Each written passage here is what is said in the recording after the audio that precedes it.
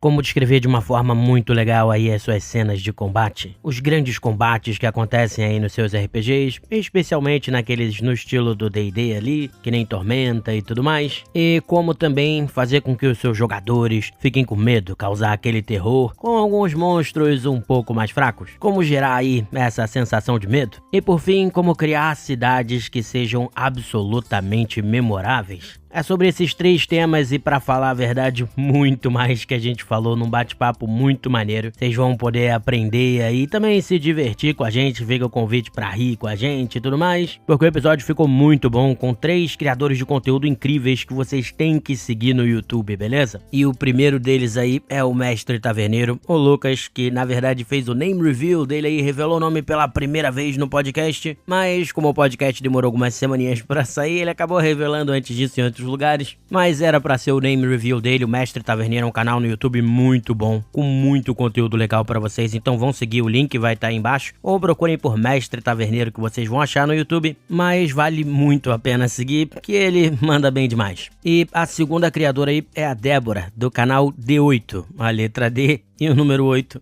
Então, canal D8 aí pra vocês procurarem da Débora. E olha, eu descobri ela criando aí conteúdo há pouco tempo e a qualidade é boa demais. Achei fenomenal ali o conteúdo, então sugiro que vocês procurem o canal, sigam e vão assistir, que tem muita coisa. Até os combos mais brabos aí do D&D tem vídeo lá pra vocês poderem ver. Então vale a pena demais seguir, beleza? Vão lá se inscrever também. E o último, pra vocês verem o sacrifício da pessoa, gravou com a gente no aniversário dele, que é o Edu, do DM's Party, que já veio aqui falar sobre dragões, então também vão seguir o canal dele lá no DM's Party. O link vai estar aí embaixo também. E pô, o cara veio no aniversário gravar, vale a pena fazer aquele esforço de ir lá ver o que ele produz. E o papo hoje eu confesso que tá bom demais. Pra galera que tá ouvindo no canal do Pensando RPG no YouTube, é bom falar pra vocês seguirem o canal Pensando RPG Rádio, porque esse é o penúltimo episódio aí dos bate-papos que vão sair no Pensando RPG, depois vai sair tudo no Pensando RPG Rádio. Então eu vou deixar o link aí também e sigam esse canal pra poder acompanhar, quem prefere ver pelo YouTube. Pra galera que tá acompanhando pelo Spotify e por outros agregadores de podcast, olha só, deu muito trabalho editar isso aqui, o podcast tá muito maneiro. Então se vocês rirem, se vocês curtirem, compartilhem com os amigos de vocês, porque é só assim que o podcast vai crescer, cheio de convidados, vai ficar muito, muito bom aí pra vocês. E é isso, galera. Vamos começar.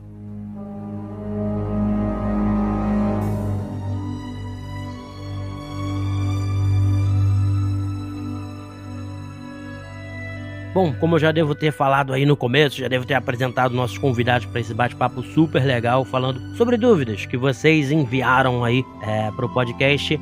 Eu convido eles a primeiro dar um alô aí pro pessoal e depois a gente já segue mandando ver, respondendo as perguntas aí da galera. Salve, salve, grande abraço! Primeiramente, né, super importante. E pegando aí a deixa aí do Léo, tô aqui pra me apresentar. Quem sabe já ouviu dessa vozinha, talvez. Eu sou o Mestre Taverneiro. Tamo no YouTube aí, legalzinho, no canal Surpresa, Surpresa, Mestre Taverneiro. E lá eu posto sobre dúvidas que muitos RPGs têm. Passo dicas de narração, passo conteúdo atualizado sobre RPG de mesa, D&D da 5ª edição principalmente, mas dicas de narração gerais para qualquer sistema, né? Então fiquem mais que à vontade para entrar na minha taverna e consumir um pouco do conteúdo que tem lá. Passando agora a bola para o nosso caro Eduardo do DM's Party. Salve, senhores, tudo bem? Um grande abraço aí, Léo, Débora, Mestre Taverneiro, um prazerzaço estar aqui com vocês hoje. Estou aqui no aniversariando hoje, então estamos...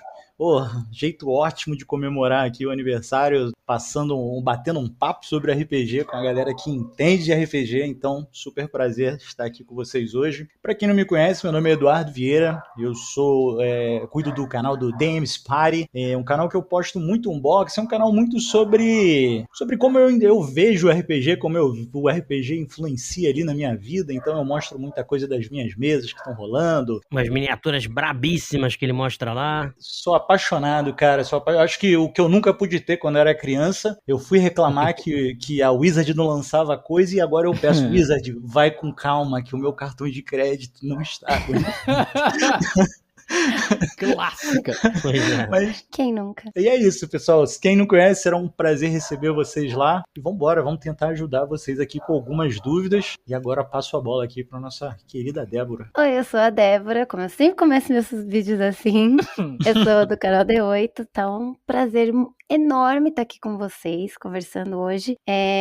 Eu comecei super agora, né? Tá muito no início, então fiquei muito feliz de receber esse convite e estar com vocês aqui, pessoas super importantes do RPG, entendeu? Desse mundo. Estou muito feliz de estar com vocês. Espero poder responder bem vocês aí.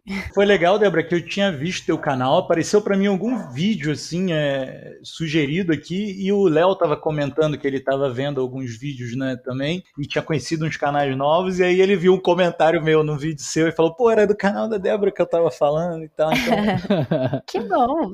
Foi engraçado, eu achei o canal maneiro, o conteúdo que ela faz é muito bom aí, só também queria dizer que a gente tá revelando o nome secreto do Mestre Taverneiro aí, que a gente vai revelar nesse podcast aí. Mais um Lucas. Pois é, e... Não, eu vi o canal, achei maneiro, eu falei, vou chamar, e eu tava querendo botar vocês num podcast, eu falei, pô, acho que com o Games Party pode ficar legal. Aí quando eu continuei vendo mais alguns vídeos, olha o comentário dele aqui, que descobriu o canal também e tal, e aí quando a gente comentou isso no grupo lá, né, que a gente tá fazendo pro podcast, o Cello também, do RPG Planet, falou, acabei de encontrar esse canal e tal, eu falei, tá vendo, o YouTube tá entregando, amém, obrigada, YouTube. Não, é uma das coisas que eu mais gosto, cara, sair vendo, e é impossível, né, você sempre descobre alguma coisa nova, né? O que é ótimo, né? O que é ótimo. Além de aumentar, assim, a quantidade de pessoas que você conhece, referências pra trocar ideias e tudo mais, é bom porque eu particularmente acho que o RPG é algo maravilhoso pra exercer a criatividade, assim, das pessoas e levar isso pras pessoas pra desenvolver mais é maravilhoso. É só perfeito. O RPG é bom pra um pouco de tudo. Interação social é perfeito. Desenvolvimento de habilidades, nossa, enfim. É legal que como tem esse recurso caótico que é o ser humano, né? Cada um da gente tem uma abordagem totalmente diferente, pautada aí na vida que a gente teve, nas experiências, nas relações sociais que a gente teve com o jogo, né? E acaba trazendo isso quando a gente joga uma mesa, né? A gente realmente faz amigos, né, cara, jogando RPG. Com certeza. Uma coisa que eu admirei muito. A gente bateu esse papo, né, Léo, por acaso outro dia falando nisso. Tem uns papos aí que podia gravar e virar podcast em off, né? Que podia virar podcast. Bater papo sobre RPG é fácil. Fácil. Vambora.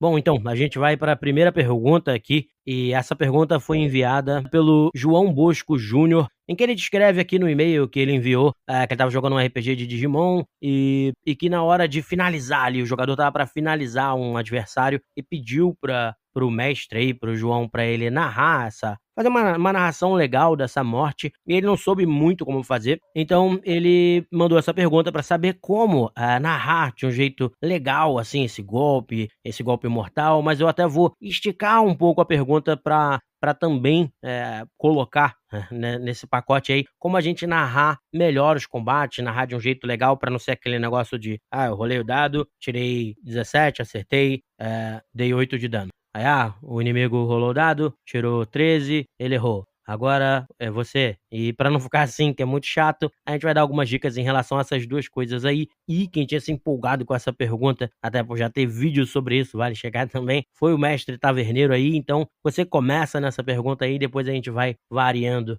com os membros aqui do podcast. Maravilha. Obrigadão, Léo, né? E, gente, é de fato que ele falou, né? Eu chego até a já ter vídeo sobre narrar combates de um modo mais imersivo, utilizando ali da armadura, e tô planejando, já tem até roteiro já esboçado para próximos. O que eu diria, né? Quando você vai narrar, seja você mestre, seja você jogador, né? Quando você vai narrar um golpe, eu penso em algumas coisas. Uma delas é o golpe em si, claro, né? Como ele vai ser feito, por exemplo, se é uma espada, como que vai ser o movimento, né? A direção do movimento, o quão ele penetra no inimigo, ainda mais falando de armadura, ele consegue ser um golpe potente o suficiente para cortar uma armadura de ferro, para perfurar, para fazer estrago, basicamente. Então, assim, quando você vai finalizar um monstro, você não precisa se atentar tanto a, digamos que, artifícios de narração, né? Por exemplo, se no meio de um combate você falar pro cara que, nossa, critou, deu 20 de dano, se arrancou um braço do cara. assim, teoricamente, aí já vai ter uma polêmica, mas se você corta um braço do cara, uma perna de um cara, o corpo humano vai entender que perdeu um peso, vai perder equilíbrio, traria questões mecânicas que eu procuro não abordar nas minhas mesas, né?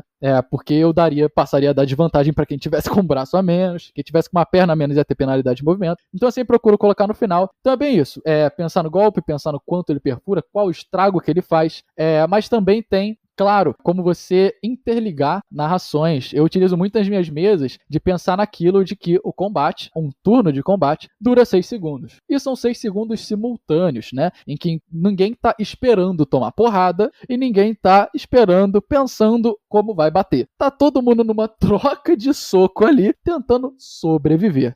Então o que eu faço? Por exemplo, se um personagem acabou errando um golpe, eu falo, por exemplo, que o inimigo esquivou para trás, dependendo ali da armadura dele, né? Porque às vezes pode ter acertado, mas acertou a armadura e não deu dano. Por exemplo, acertando ali um 15, caso o cara tenha 16 de armadura. Mas então, basicamente isso. Eu falo que o cara esquivou, por exemplo, a espada passou lateralmente perto da barriga, o cara deu aquela encolhida, né? Famosa encolhida na barriga. Mas caso outro cara tenha errado, outro, às vezes aliado, às vezes inimigo, nesse meio tempo, eu posso falar que ao esse inimigo ter chegado para trás, ele esbarrou em outro personagem quando ele foi fazer esse golpe, e com isso o personagem perdeu equilíbrio, acabou errando, algo do tipo, né? Eu sempre tento misturar. Então é basicamente isso. Pensa como é que foi o golpe, pensa o quão efetivo foi aquele golpe, e claro, num fim de combate, você pode até falar que corta a cabeça, óbvio, pensando ali se os seus jogadores não sentiriam nojo, né? Dessas coisas, tem que sempre ser delicado, mas se corta a cabeça, se corta o cara no meio, se foi uma bola de fogo, se queima o cara até virar cinzas, ou se queima e o corpo flamejante dele sai correndo por aí. Se for,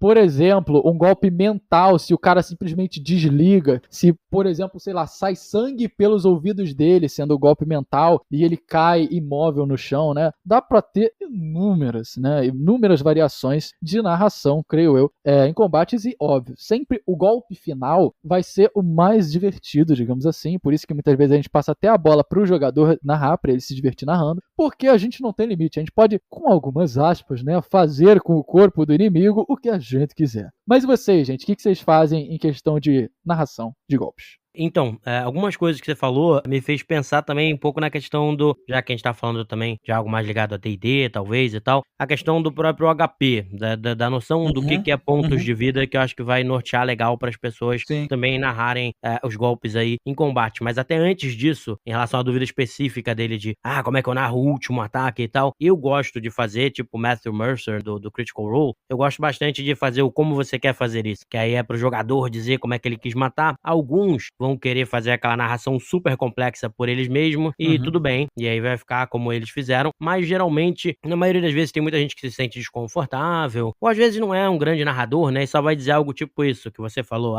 eu corto a cabeça, né, então eu cortei a cabeça do inimigo. E aí eu gosto de pegar a ideia do jogador e aí fazer uma narração mais legal, quando não é um jogador que faz ela toda sozinho. Então eu vou dizer que às vezes, o ogro partiu na sua direção, e aí, qual é que é a ideia aí que o mestre Taverneiro falou, né, de que tudo acontece ao mesmo tempo, e aí ele tentou te dar aquele golpe com a clava enorme dele, você conseguiu dar um passo pro lado, então enquanto ele tava errando você e batendo com a clava no chão, você pisa na clava dele pra poder ganhar altura, salta e consegue com a sua espada cortar a cabeça dele fora. Lindo. Você vê o corpo caindo morto e tal. Então, quer dizer, aí eu pego essa ideia de que tudo tá acontecendo ao mesmo tempo e dá uma caprichada. Agora, como você vai narrar pra ganhar essa habilidade, vamos dizer assim, é só com o tempo mesmo, mestrando e narrando. Sugiro também ler livros de fantasia e etc, que vão te ajudar. E eu acho que hoje, principalmente, eu não sei se... Eduardo, você chega a ter live stream também ou não no canal lá? Hoje a gente joga a Rise of Tiamat nas terças-feiras, a gente joga a Rime às quintas e joga a Dungeon of Mad Mage nos domingos, né? Então, tá vendo? Hoje você tem várias opções aí, tem o DM's Party, tem o RPG Planet, que já veio aqui. Tem muita gente que joga RPG online também, então você vê alguém narrar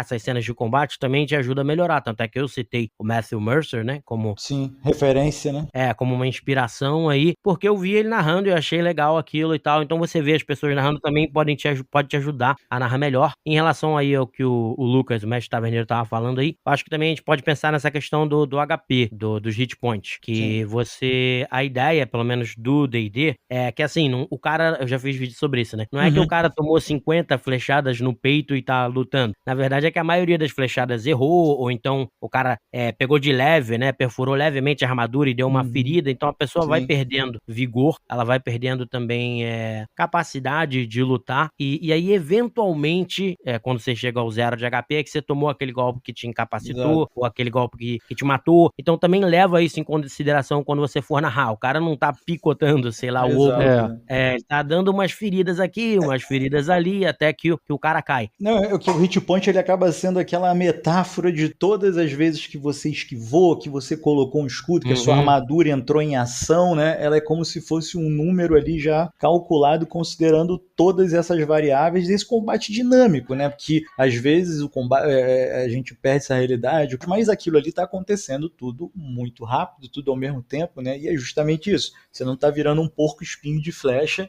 e nem tá sangrando por todos os lados. Você pode ter sido atingido aquela vez. Ou, como o mestre taverneiro falou, aproveitando-se ali de detalhes, por exemplo, do teu rolamento, ter sido um hit bem perto do AC do cara. Você ainda nem... Os jogadores nem sabem qual é o armor class da criatura, mas naquele momento em que ele narra, dizendo ali que com um 18 que o cara tirou, não foi o suficiente para atingir, mas você vê que a sua espada, ela atinge em cheio, e o que segura mesmo foi a armadura, ou foi uma defesa que ele fez no reflexo, né? E aí eu acho isso legal até pro jogador. O jogador pode começar a beber de algumas informações nos momentos que isso acontece. Fala, o 18 ali ele narrou de um jeito, então, que eu sou quase. Muito mais a favor disso. Sou muito mais a favor disso. Eu tô quase lá. E só pra ressaltar, isso que você falou, né? Do cara às vezes tá cansado, tomar uma pancada no escudo, vai perdendo a capacidade de resistir. Só pra deixar clara a informação ainda em relação ao HP, né? Você tem habilidades que mostram exatamente isso. O segundo fôlego lá, né? Que é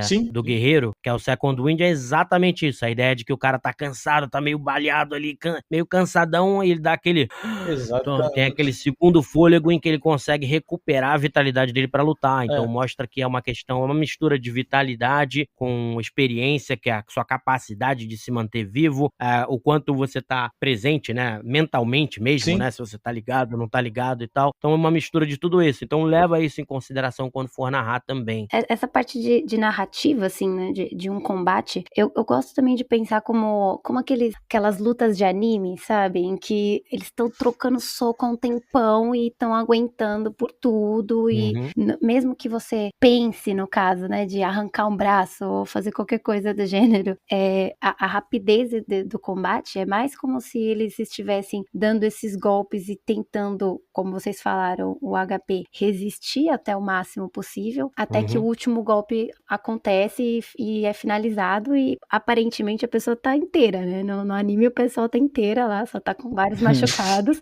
mas acabou todas as forças. E é mais ou menos isso também, porque se você for pensar na questão mecânica de você narrar alguém arrancando um braço, arrancando uma perna, tirando um teco da pessoa, é muito complicado mecanicamente, porque a gente acaba se prendendo a algumas coisas da realidade que não se aplicam direito. Eu acho que não funcionariam muito bem se você tentasse aplicar num combate, porque não faz sentido. Isso não é pra fazer, não acredito que seja pra fazer sentido, né?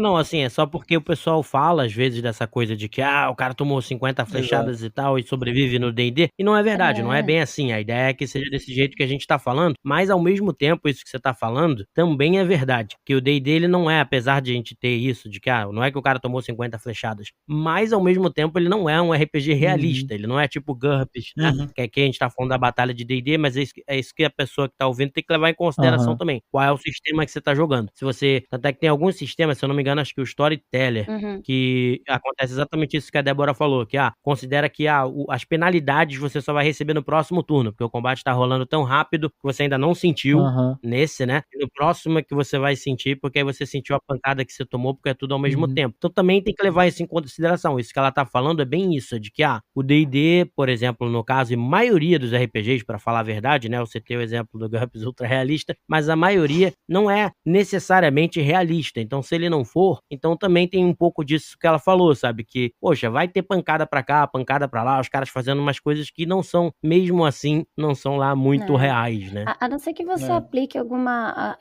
meio que regras opcionais, assim, como regra de dano permanente, coisas do gênero, que você até pode dar uma mexida na mecânica, né? Você tomou um crítico, realmente, o crítico arrancou seu braço. Então, a partir de agora, por não ter um braço, você vai ter desvantagem, tem qualquer coisa do gênero, sabe? Ou tem desvantagens, outros tipos de desvantagem mecânica. Você ficou com uma cicatriz enorme que vai te dar desvantagem em testes de persuasão, ou vai ter vantagem em intimidação, enfim, coisas mais mecânicas, mas são regras opcionais, né? Digamos assim, nem todo mundo utiliza essas regras de dano permanente, de outras regras de combate mesmo.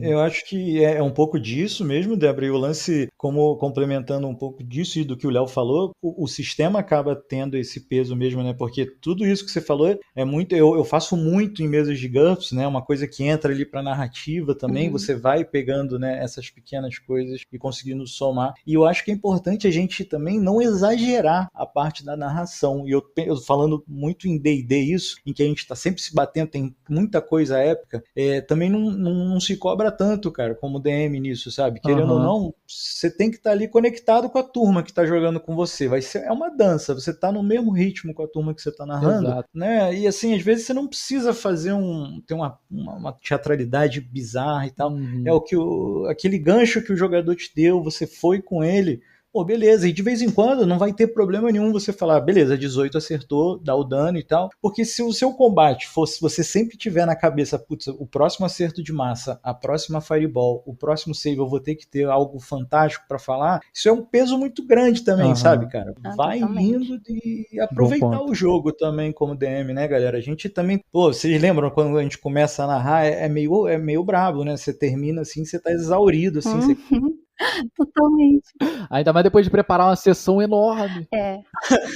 Deu certo. Prepara uma sessão, gerencia uma sessão, é sempre um baita de um trabalho. E só fazendo um breve adendo aí, pegando um pouco da fala do Edu, é muito isso, assim, de fato o sistema tem grandíssimo impacto na narrativa, né, em meios que você pode narrar. Mas ao mesmo tempo, assim, D&D é um sistema bem flexível. De modo que, assim, é aquilo, não chega a dar pra gente cortar uma perna de um cara sem abrir um pouquinho da mão ali das mecânicas, pelo menos da minha parte, que eu sou meio viciado em narrativa mais imersiva, mas eu falo até em um vídeo lá no meu canal exatamente de tipos de narrativa, não varia necessariamente com o sistema tem impacto, mas é muita narrativa. Em D&D, tanto você vai ver o cara fantástico, né, que vai fazer aquela descrição, por exemplo, do Legolas, né, o elfo de Senhor dos Anéis, que dá um mortal por cima do cara, utilizando da faca e tudo mais, que é uma narração de fato mais fantástica, mas tem também a super imersiva de falar que, pô, cada corte é só extremamente superficial, né? São pequenos cortes que você encaixou ali no meio de um combate que é extremamente difícil, trazendo até um pouco aqui da minha experiência como lutador mesmo. É muito difícil no combate a gente conseguir encaixar um ataque onde a gente quer, né? Então a gente vai onde a gente dá o estrago que a gente conseguir, porque ao mesmo tempo que a gente tá querendo atacar o cara, a gente também tem que prestar atenção pra ele não cortar a nossa cabeça, né? Então nessa coisa frenética e bagunçada do combate, é muito isso. São pequenos cortes, pequenos acertos. Às vezes, um vai ser mais do que bem dado. E o nome dele é crítico. Mas enfim, deixo aí a palavra aí pra galerinha.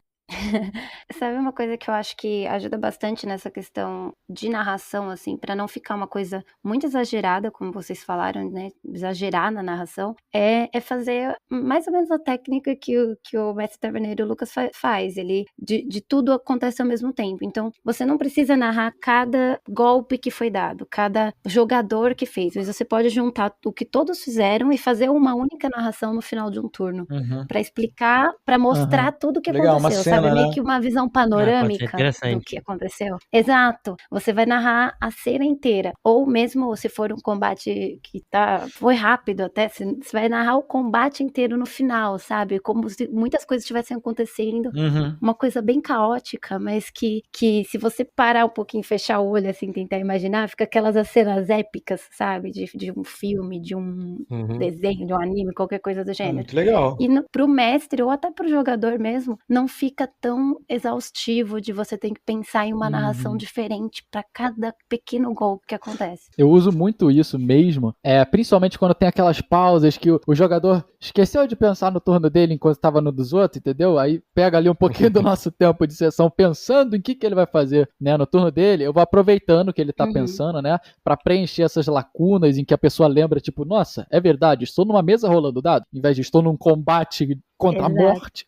Eu faço muito isso, né? Deixa um silênciozinho, eu volto a deixar aquela narração pra dar aquela enrolação enquanto eu trago a ambientação e emoção de combate pra galera, né? Isso é super útil, super útil. Cara, eu achei, assim, muito legal o comentário da Débora, porque, assim, eu nunca tinha parado, eu já jogo há muito tempo, eu não tinha parado pra pensar nessa possibilidade de você, esperar cada uma das coisas, né? O pessoal rolar e meio que fazer uma narração de tudo ao mesmo tempo, já que tudo de fato acontece ao mesmo tempo, né? Na maioria dos RPGs. Nunca tinha pensado, acho que isso que é legal de ter várias pessoas pra falar, que pode ser uma forma de narrar que as pessoas podem usar aí. Não sei se eu usaria ou não, mas eu achei bem legal quando tinha pensado nisso. Normalmente eu tento, por memória e imaginando as coisas que aconteceram, né? E eu tento narrar utilizando uma coisa que aconteceu antes com a coisa que aconteceu depois, que apesar de ser ao mesmo tempo, em teoria, há uma fração de segundos, né? De diferença entre uma coisa e outra. Então é que nem o exemplo que eu dei na narração agora há pouco, em que, eu presumi que o ogro errou o cara, depois o cara acertou o ogro e matou o ogro. Então na minha narração, o quê? No ataque do cara foi, na narração anterior, provavelmente eu ia ter falado,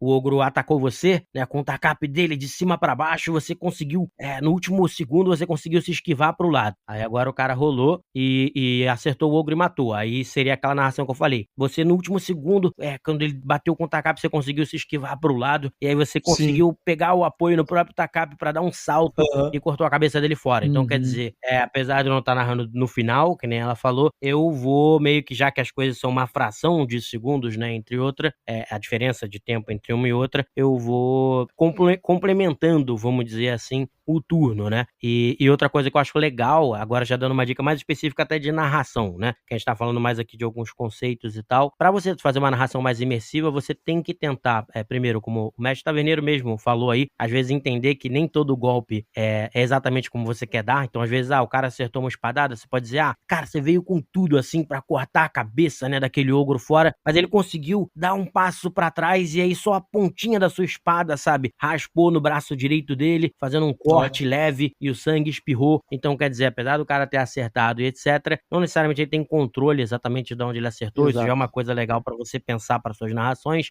A outra coisa legal é exatamente você tentar usar, imaginar mesmo a cena e usar isso, que nem eu falei, ele pisou no tacap do ogro e pulou pra poder fazer o corte, ou então quando ele deu o passo pra trás, fez um leve corte na pele, você escutou o barulho, né, daquele corte e o sangue espirrar. Então vê como você vai colocando sensações diferentes, até sentidos, né, usando sentidos diferentes de som, tato, às vezes de cheiro, de repente você dá um golpe num bicho e só corta a barriga do monstro e sai um pouco de sangue, ao mesmo tempo vem aquele cheiro pútrido. Então se você colocar os outros vários sentidos ao mesmo tempo e detalhes assim, como fez um leve corte e o sangue espirrou, quer dizer, o cara imagina o sangue espirrando no alto e etc, você vai conseguir narrar melhor, sabe? Eu acho esses recursos legais, assim, que você tá falando, até pra ajudar a conectar o próximo, às vezes, sabe? Exatamente.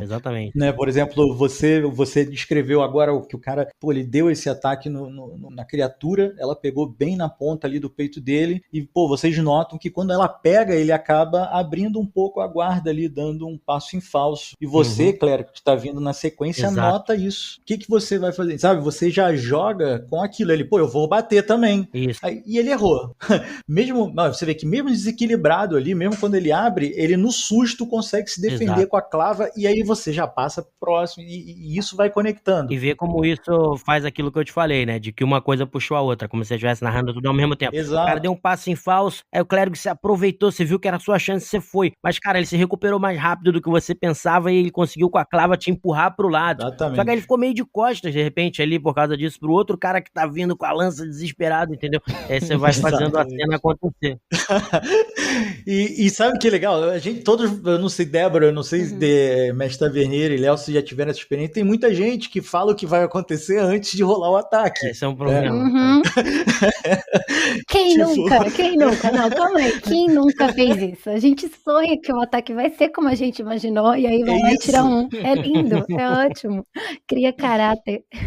São dois clássicos aí. O Léo falou do ataque de cima pra baixo. Quem nunca ouviu? Eu venho com a minha espada e dou um ataque de cima. Né? É um ataque bem que aparece bastante nos personagens, mas essa parada é muito legal, porque o cara chega empolgado e fala o que ele fez e tal. E eu acho isso legal porque a gente vira o mensageiro do fracasso ou do sucesso na sequência, né? Isso é muito legal. Sim, mas isso é a qualidade também de ser de RPG, que é até uma discussão que volta e meia rola também, e que RPG é um jogo, né? Então, na verdade, você não pode decidir como é que seu ataque foi e o que você fez. Você ainda precisa rolar o dado, porque é um jogo. Esse é o elemento jogo, né, do RPG. Não, e é a aleatoriedade, cara. É aquilo que eu tô te falando. Na porradaria, a gente não consegue definir. Eu vou treinar hoje e vou apanhar hoje, com certeza. Meu plano não é apanhar, meu plano é acertar. Mas dependendo do meu oponente, isso não é garantido. Mesmo que meu golpe seja treinado, ele pode defender. Eu posso errar, porque ele pode fazer uma esquiva, ele pode fazer uma finta. Eu posso estar com muito pouco fôlego, porque em uma batalha, gente, pode não parecer, mas batalha normalmente se dura muito pouco. Até por isso, o nosso fôlego vai embora muito rápido. Muito rápido. Então é bem complicado a gente achar que vai conseguir o que a gente treina. Eu treino, gente, já faz 4 anos e ainda assim eu apanho legal de gente que normalmente em treino geral de técnica, eu dou aula. É assim mesmo, é assim mesmo. Não, eu acho muito legal. Eu acho muito legal quando o jogador antecipa já o que ele vai fazer, porque ele bota a gente numa situação divertida, como DM também, em que a gente não sabe o que vai acontecer. Pode ser que ele aconteça o que ele descreveu, e aí a gente pega aquela ideia do Léo e vai embarcar e vai dar a nossa pincelada no quadro dele lá. Mas quando ele erra, é demais, porque tá nas nossas mãos, assim, dizer como foi a cena, sabe? Cara, você tem mais acontecido isso. Eu adoro essas partes, assim, que a gente se funde mesmo com o jogo, como mestre. Assim. Mas é aquilo, né, que é a coisa legal do RPG, tipo, é uma narrativa em conjunto, então Exatamente. é você mais o jogador e mais os dados também, que vão desenhando essa narrativa, sabe? E aquilo que tu falou, a gente tava trocando ideia outro dia, Léo, falando do lance de ser escada, às vezes, eu acho que é isso, o mestre, ele tem que ser a escada de todos os jogadores ali. Não é só pra ajudar, não digo no sentido de ajudar, mas de fazer o ritmo, né, da coisa não cair. Você tá vendo que o cara ele tá mais distraído, o outro tá mais empolgado no combate, você vai usando esses artifícios do combate, vai conectando todo mundo, cara, e todo mundo começa a imaginar a cena, aquela pancadaria, começa a ficar ansioso pra ser o próximo. Eu acho que quando os combates estão assim, eu fico muito satisfeito, cara.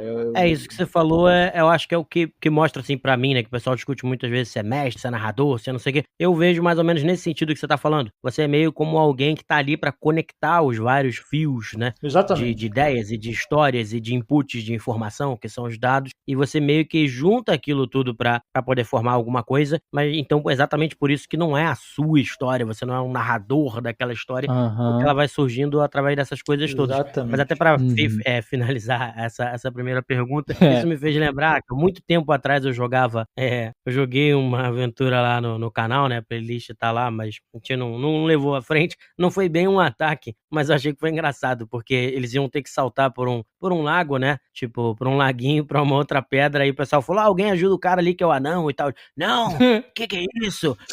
Não precisa fazer isso não, eu tô acostumado desde pequeno, aí ele fez um discurso gigante, né, desde pequeno eu tô acostumado a pular, fazer não sei o que, blá blá blá, e saí correndo e pulei, aí tirou 6, e aí geral começou a cair na gargalhada, o maluco errou, tipo, um salto feio, tá ligado? Porra. Mas enfim. Esse daí perdeu um dente na pedra, com certeza. O dente, a honra, tô perdendo tudo. A dignidade. Perdeu tudo. Na hora a galera caiu na gargalhada, assim, de parar de jogar e rir só, sabe? Porque foi, tipo, ele fez um discurso gigante, aí foi lá e se deu malzão, enfim. Eu vou agora pra segunda pergunta aqui, que embarca um pouco nisso, porque fala um pouco de combate também. A pergunta é do Davi Silva, mas eu acho que outra pessoa fez uma pergunta parecida, ou foi ele mesmo, mas enfim, porque eu vou contar uma história aqui junto. Mas ele pede pra como criar suspense ou terror, às vezes, né? Criar um pouco de medo, um pouco de receio nos jogadores com monstros que às vezes são mais fracos, porque eu não sei se foi ele exatamente ou alguém, né, se foi outra pessoa, eu tô respondendo essa pessoa também, mas acho que deve ter sido ele mesmo, o Davi Silva aí, mas que ele conta a história de que tava jogando, acho que alguém mais novo, uma criança, alguma coisa assim, ela tava enfrentando, acho que, eu não lembro qual era o monstro, mas acho que era uma bruxa, algum monstro assim não muito forte, e ela foi lá e atacou, e beleza, não sentiu medo nenhum, vou atacar, vou acabar com ela e tal, e assim, no fundo é um pouco o espírito do D&D, né, hack and slash e tal, mas ele pergunta exatamente como é que eu posso fazer pra, às vezes, pelo menos o jogador sentir um pouco desse receio, sentir um pouco de medo, às vezes até pra querer evitar o combate e tal, quando às vezes você tá com um monstro mais fraco. Acho que de repente o começo dessa resposta é que talvez ele não precise saber que é um monstro mais fraco tão de cara assim, mas não sei, mas é essa pergunta aí, o Edu aí que deve começar mandando ver, e que a gente tinha falado antes aí do programa, e na próxima vai a Débora. Olha, eu particularmente, eu sempre curti muito aventura de suspense, de terror, assim, eu gostava de jogar muita coisa, era fãzão de Arquivo X quando eu era moleque, a gente jogava muita campanha de GURPS, Arquivo X, e uma coisa que eu lembro que ficou, que um dos caras que narrava aqui falou, é que o terror, às vezes, ali você tá numa margem muito tênue ali, beirando uma coisa que pode ser extremamente engraçada também, e que nem sempre você vai controlar as emoções da mesa, porque a ideia ali é justamente que as pessoas têm impressões diferentes, mas você pode sempre tentar criar uma tensão, né? E eu acho muito legal essa parte dos monstros no terror, porque primeiro é isso que se falou, não dá pra gente partir do princípio ali que ele sabe que o monstro é forte, que não é, mas as minhas melhores memórias assim de monstros, e aí eu, por exemplo, vou falar na 5ª edição da Curse of Strahd, por exemplo, a gente tem ali uma das aventuras muito legais iniciais dela, é a Death House. A Death House, ela é um exemplo perfeito de uma coisa que cria tensão, e eu vou usar um pouco dela para tentar explicar isso, porque tem uma coisa nela, e em Ravenloft em geral, e as aventuras do Curse of Strahd, que eu gosto, que é o fato, às vezes, que muitas vezes você consegue criar uma cena sem que o monstro apareça. Ou então você cozinhar que o monstro vai aparecer, do ponto de eu chegar, pô, mestre Taverneiro, será que é uma bruxa? Ou então, pô, Débora, será que é um Otyugh, cara? Porque come lixo e tava ali. E aí a gente ficar tentando... A galera vai ficando paranoica. Você tem que gerar tensão, cara, quando você tá fazendo terror, e culminar num combate mesmo, pra quando o monstro aparecer, ser aquele impacto. E a Death House é um exemplo legal disso, porque você cria uma tensão, você tá num lugar desconhecido. Então, pensa nisso, como tirar os personagens da zona de conforto deles, tenta criar uma confusão, sabe? Criar um desconforto deles não saberem onde estão, uma falta de informação, uma coisa perdida que dê algo para eles pensarem, assim. É muito legal. Que eu acho que isso que você tá falando também é um pouco disso, né? A diferença, às vezes, entre o terror e o horror. E o horror, porque aí o terror é justamente isso, às vezes é o que a gente fala, né, meio que o Lovecraft, né, o medo do desconhecido, o medo daquilo que você não sabe exatamente o que é, mas as pessoas estão desaparecendo nessa caverna, e eu não sei o que está acontecendo, que bicho é, o que é, você vê alguns rastros desse bicho, mas você não sabe o que é, e essa dúvida, essa incerteza é que vai gerando medo, vai gerando tensão, cada vez mais medo e tensão, é diferente um pouco do horror, que o horror já é quando apareceu aquele bicho bizarro com 5 bocas e tá mastigando a cabeça de um amigo seu e não sei o que, isso já é mais o horror que você tá vendo aquela cena horripilante, né? E olha que legal, você pode associar isso a várias mecânicas também na tua mesa. Por exemplo, se toda vez que aquele monstro misterioso que eles não viram ainda, você colocar uma música, sabe? Só precisa falar isso, que você sabe de que filme que eu tô falando, sabe? A gente não vê o tubarão, cara, no primeiro filme, quase. Eu acho que eu sempre faço isso, e isso normalmente, claro, jogando D&D, a gente vai terminar num combate, mas é legal essa parada deles ficarem paranoicos com tudo. Pode terminar ou não, né, que a gente também não tá falando só de D&D, e mesmo no D&D dá pra não terminar em combate também. Não é normal, mas dá. É que nessa que eu tô falando, eu tô dando o exemplo da Death House, por exemplo, né, tem algumas situações ali que é bem isso, que você vai passar um tempo tranquilo, em que nada acontece, sabe? Que você abriu a porta, não tem nenhuma armadilha e tal. Então isso é legal, você ter esses momentos em que você desarma o grupo também, que eles sentem essa segurança e a tensão volta e tal. E a ponto deles ficarem depois ficarem com dúvida, né, de fazer coisas e ficarem mais cautelosos até a hora que aparece o monstro. Aí tá livre para escrever, você pode mostrar o handout, a música dele volta e vai ter o combate ao som da música que você colocou. Então eu acho que essa dúvida, esse receio é muito mais fácil fazer também, e aqui falando em D&D, em tiers mais baixos, tá? Porque a coisa vai escalonando e realmente vai ter uma hora que vai ser difícil imputar esse medo. E aí eu gosto de não partir para combate quando eu falo desse medo. E aí eu acho que entra aquele vampiro que você já derrotou várias vezes, mas você não sabe o jeito certo de matar ele. Ele fica voltando e agora ele não fica mais no combate. Ele vai lá e destrói as tuas coisas, bota fogo na tua casa, salga a tua terra lá, sabe? Ele te prejudica, se tornou um inimigo maldito, só que não é um combate, tá ligado? Pode tocar o terror no familiar, alguém na vila que você deixou pra trás e tal, por aí vai, né? Tem que ser, cara, tem que ser. O que vocês acham, galera? O que vocês costumam fazer assim quando vocês vão mestrar terror e monstro, assim? Então, antes de passar aí pro pessoal, uma coisa, uma parada que eu faço bastante, é você colocar um monstro que tá num determinado lugar, mas é estranho ele tá ali, que às vezes é fraco. Por exemplo, uma vez eu já botei o pessoal ficar super paranoico com o Kobold, que é super fraco no D&D, mas porque, vocês estão numa floresta, e aí a floresta era cheia de monstro perigoso, e eles morrendo de medo de andar na floresta e tal. E aí eu falei, cara, agora vocês chegaram agora num laguinho aí, tem um laguinho, e aí vocês viram que tem uma pedra assim, né, ali do lado do laguinho, tem um Kobold sentado, com uma vara de pescar ali de bambu, e pescando de boa, e assoviando. Só que, cara, como eles estavam num ambiente, que o ambiente é super aterrorizante e tal, o cara começa a ficar paranoico. Não, como é que um Kobold tá ali, o cara ele era pra ser fraco. Algo de errado, né? Está certo. Será que ele não é um Kobold? O que tá acontecendo? Será que ele é a parte de cima de um monstro? O Kobold é só um Kobold morto, que é a parte de cima de um monstro? Né? É a isca. Pode ser uma miragem, pode ser um monte de coisa, você não sabe. Então a galera começa a pirar legal, você pode até nem...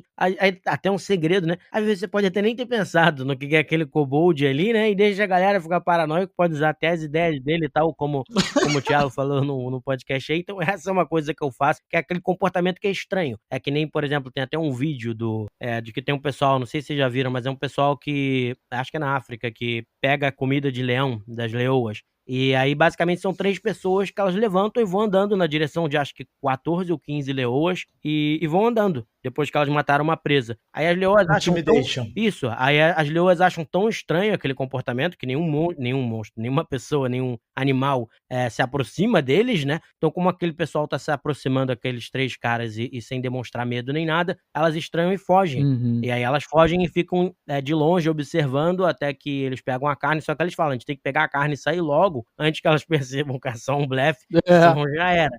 Então, mas é isso, Total. É porque é estranho, para aquelas pessoas é estranho, que nem o Kobold. Então isso é uma técnica legal. E a outra é que, por exemplo, goblins que são fracos, em vez de você botar o goblin para aparecer, você pode botar primeiro as armadilhas, que eles podem cair numa armadilha em outra, e som. Os caras estão andando na floresta, você começa a ouvir aqueles gritos e aqueles gritos aterrorizantes e não sei o que.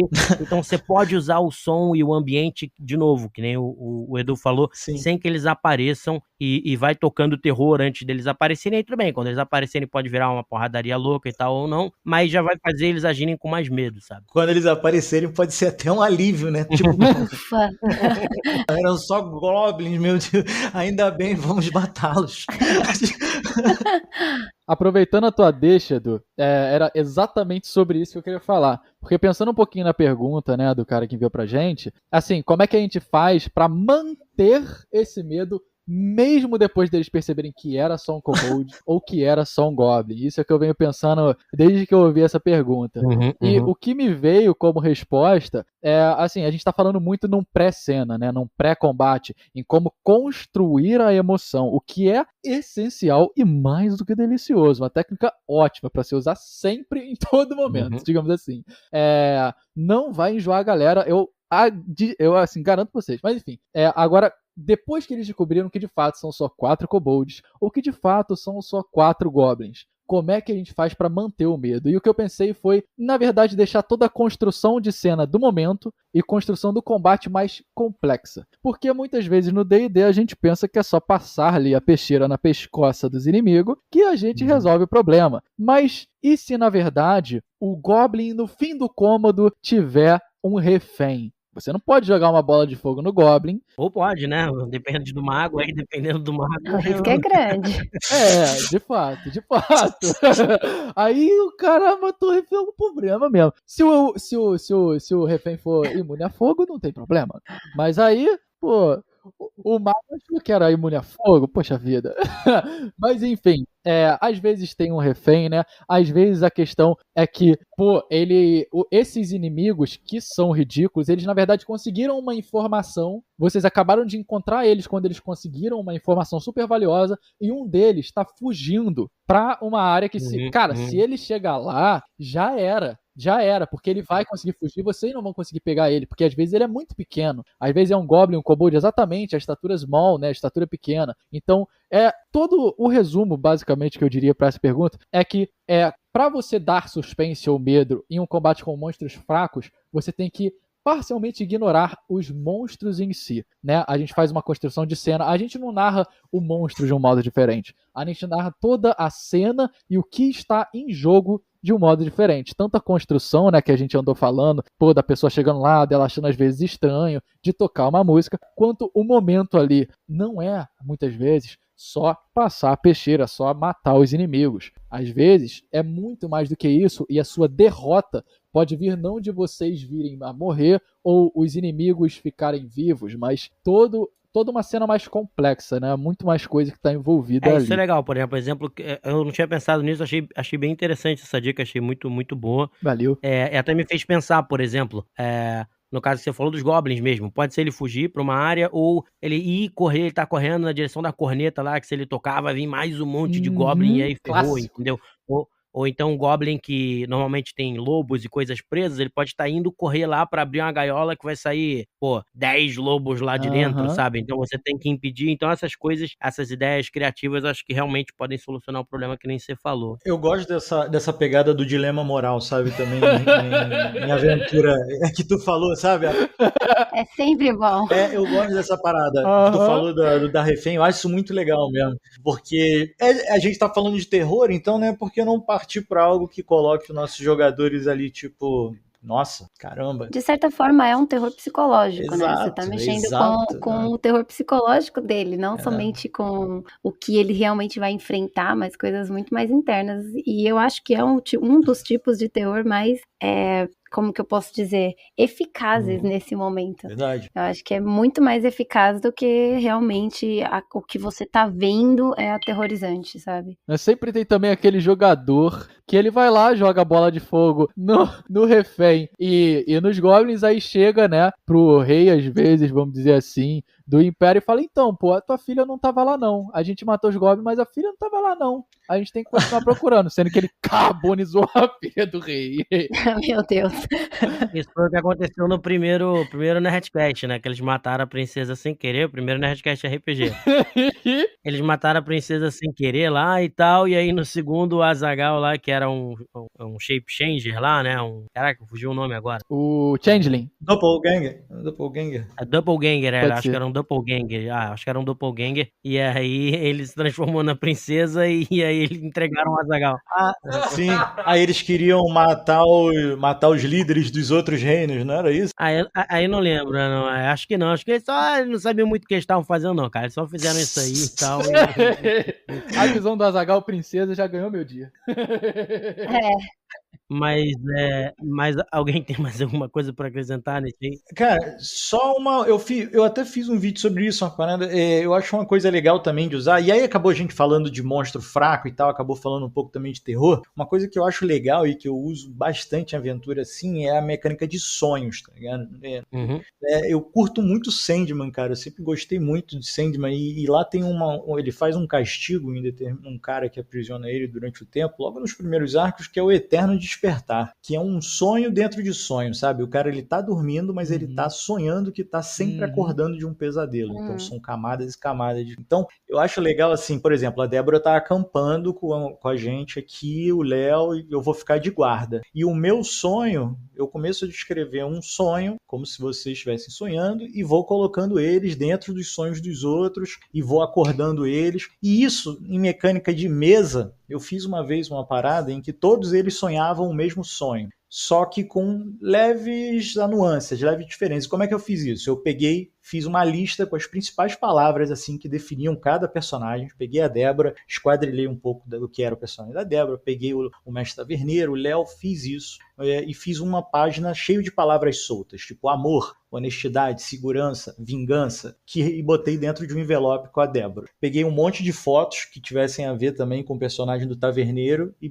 criei ali, botei dentro do envelope. Então eu fiz vários envelopes. Um envelope pro Taverneiro cheio de palavras soltas e imagens, um outro para Débora cheio de palavras e imagens, outro para você, Léo, tudo customizado pro personagem. E eu dei os envelopes e falei, olha, vocês sonharam essa noite. E vocês sonharam o que está dentro desse envelope. Só que para simular um pouco aquela confusão que a gente tem de esquecer o sonho às vezes, eu dei para eles 1 minuto no cronômetro contado para eles abrirem os envelopes e avaliarem o conteúdo, olharem e devolverem o que tinham visto para dentro do envelope. Interessante, mecânica interessante. E cara, foi demais assim, porque cada um entendeu uma coisa diferente, eles só tiveram 1 minuto, aí o outro não lembrava mais e tinha leves coisas que combinavam, sabe? Isso foi em Curse of Strahd, foi em Ravenloft, e era um pouco para ajudar com o gancho com relação ao Strahd, o que cada um ali pensava sobre a noção de poder deles no reino. Eu tenho um vídeo disso, eu gravei, ficou bem divertido, cara, e eu acho que é uma coisa fácil de fazer para qualquer cara que tá começando, você consegue fazer isso, se preparar, e é muito legal você sacar isso, os caras ficam bem surpresos, assim. Sabe que essa ideia, esse comentário aí dos sonhos, né, ele me fez lembrar de uma situação em que eu passei já numa mesa, em que a minha personagem estava dentro do sonho dela, e ela enfrentava o inimigo mortal dela, estava enfrentando no sonho, e enquanto isso acontecia, o corpo dela meio que estava em coma, e as outras pessoas fora do sonho estavam num combate ali, alguma coisa, pra trazer ela de volta, pra ela acordar, senão ela ia morrer. Então, assim, era um momento de suspense também, porque um grupo não sabia exatamente o que estava acontecendo com o outro, então cria essa ideia de suspense. E aí me fez pensar em outra coisa. Quando a gente... o ser humano é assim, né? Quando a gente tem medo, a gente tende a ver as coisas em formas diferentes, porque cada um sente o medo de um jeito, e cada um percebe as coisas que dão medo de uma forma. Então, só voltando assim, inicial ali na pergunta, né, como criar esse suspense, é justamente trabalhar com essa diferença. Então, você não precisa exatamente descrever o que é o monstro, mas o não descrever ele, né, esse desconhecido causa medo. E aí você dá algumas dicas do que é, só que em uma descrição um pouco diferente para cada personagem. Então, um vai ver só uma garra, o outro viu um brilho verde, o outro viu uma presa, o outro viu uma clava sendo arrastada, o outro sentiu um cheiro. Já vão ficar assim, meu Deus do céu, são milhões de coisas que estão acontecendo. Quando vai ver é só um kobold mesmo, ia bater uma luzinha e a escama verdinha, sabe? Não tinha nada, né? Mas você trabalhou com o medo de cada personagem de uma forma diferente. E essa ideia de sonho, né? De pegar o sonho, né? Do que cada personagem poderia ver nesse sonho, poderia perceber desse medo, acaba criando um suspense muito maior, porque até eles descobrirem o que é, juntar todas as peças e descobrir o que é de fato, vai demorar um tempo a mais. Você consegue desenrolar muito mais isso, né? Demora mais para as pessoas descobrirem. É uma forma interessante também de trabalhar. Isso eu acho legal. É o que eu falei também, voltando lá no começo, que é essa questão do terror, né? Que o desconhecido todo o mito de Cthulhu, Lovecraft e tal, usa muito isso, que é justamente o medo do desconhecido. Eu achei legal isso que a Débora falou, porque eu sempre sugiro, quando eu falo pro pessoal narrar terror, mais ou menos que nem eu falei da batalha, de você usar vários sentidos e tal, né? Sempre legal pra imersão, mas acho que o que ela falou é bem legal, de você tentar pensar em cada personagem, que bate com um pouco o que o Edu falou, né? Como é que é esse personagem? De repente, esse personagem vai sentir mais terror ou mais medo e tal por causa de um cheiro, né? O outro, de repente, por causa de um barulho. Então, você também ter, às vezes, essa sensibilidade pode ser legal. E sempre com essas narrações, como ela disse aí, também eu acho que incompletas, tipo som na floresta, que depois você pode ficar aliviado por descobrir que são goblins e tal, mas aqueles sons guturais e tal, tambor tocando e tudo mais. Ou então num setting mais dark fantasy, você tá caminhando por um túnel escuro e você consegue ouvir os barulhos dos seus passos ecoando por essa ruína em que você tá. Você entra nessa sala, quando você olha para baixo, você vê umas poças negras, parece ser talvez sangue já enegrecido e seco, tem um certo cheiro meio pútrido, e quando você olha para cima, você vê as marcas de uma garra enorme na parede. E acabou, é só essa informação. Aí de repente você escuta do lado de fora, pá, pá, pá, pá, o barulho de passos ecoando e tal. Quer dizer, você criou um clima tenso pra cacete, mas às vezes, de repente, já tinha um monstro lá, quando vê, só tem um kobold lá, um ilusionista, alguma coisa assim, qualquer. É o famoso blefe que a gente tava falando, né, também. Pois é, então eu vou puxar agora aqui a última pergunta, e a última pergunta é bem interessante também, já que no fundo a gente tá falando de batalhas, etc, mas no fundo, as batalhas e criar o terror com um monstro menorzinho aí, mais fraquinho, são questões até de imersão. E aí é uma pergunta do Matheus Senra, em que ele pergunta exatamente isso, né? Como é que eu faço para deixar as cidades mais únicas? Aquela cidade que os jogadores vão lembrar. Na hora a gente riu antes do programa, mas eu fiz a piadinha que, se você fizer um meteoro cair em toda a cidade que eles foram e eles morrerem, eles vão lembrar, né? Mas, eu não tinha ouvido, pô.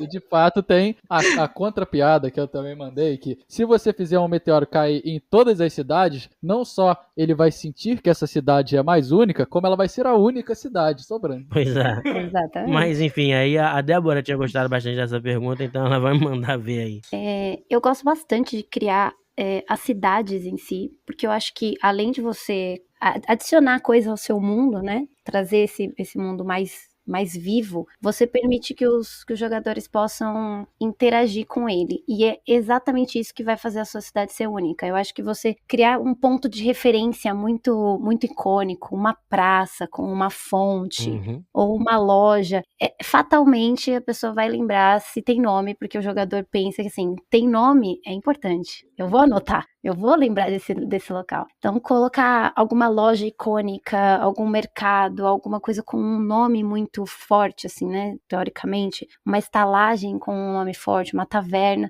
que isso possa trazer na memória dele. É claro que NPCs que vão estar ali também vão fazer que você se lembre muito mais da cidade. Você, muitas vezes, criar um NPC importante e interessante para essa cidade vai fazer até com que os personagens queiram voltar lá para ver de novo esse NPC, para conversar com ele. E eu acho que é uma das grandes características de cidades únicas, são os NPCs em que elas, né, habitam ali.